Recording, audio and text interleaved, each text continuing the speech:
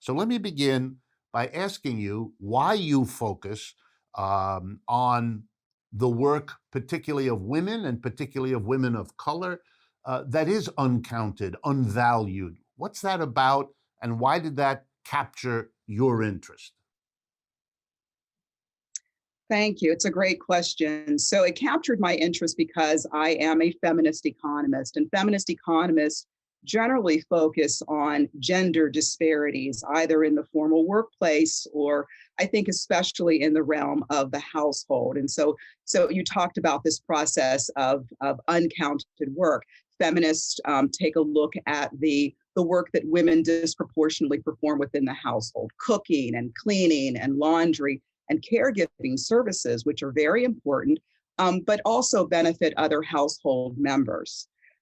But what I found, and I used to use that framework quite a bit, but what I found over a period of time is that it really did not do an adequate job of capturing a lot of the unpaid work that racially marginalized, or what I refer to as racialized women, perform for their own communities.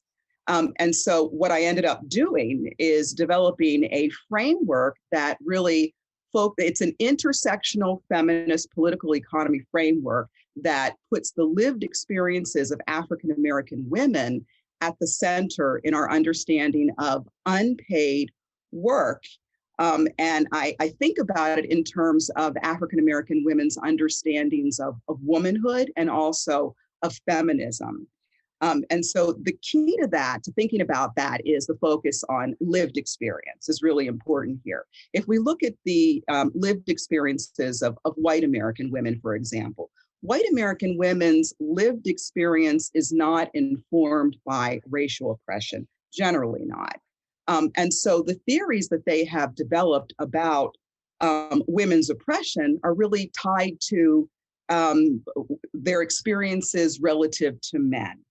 And so white women have tended to develop theories that prioritize women's oppression within the household.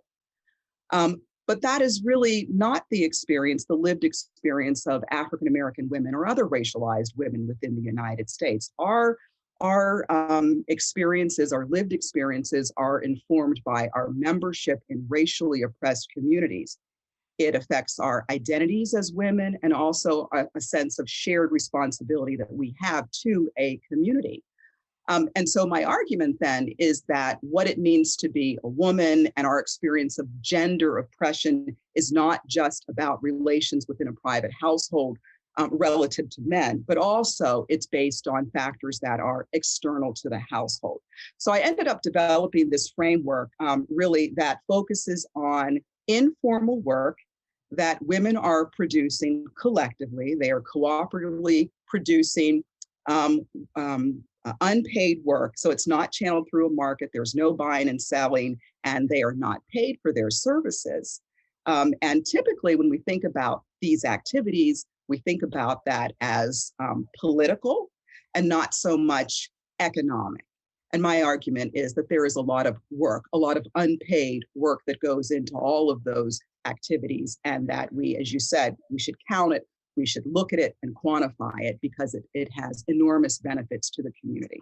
Why do you think this has been ignored the way it has? It's sort of obvious once you tell us these stories and give us these examples that really valuable services are being produced by human labor and made available to the community. Why has this been ignored? Why are you finding yourself, exploring a new area in some sense in terms of economic analysis?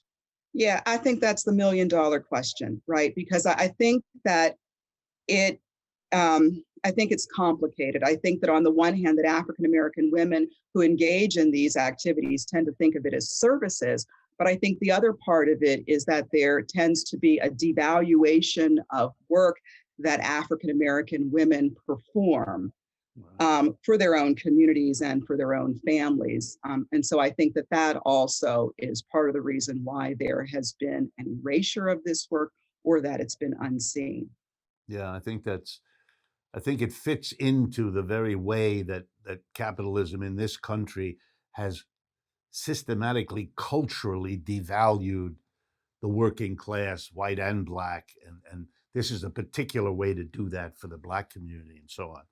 Okay, and Well, a little, it's important here. I think what what you just mentioned is also significant because the value that is placed on women's work varies according to race, right, right? And so the example that I often give is the case of a middle class white woman who is a homemaker, although she is doing work that does not have much value because it doesn't have a market value attached to it. She's socially valued as a caregiver, as a homemaker. But a black woman has never been valued as a mother in our society, and certainly a poor black woman who wanted to be a stay-at-home mom and receive support from the state would be devalued for that choice.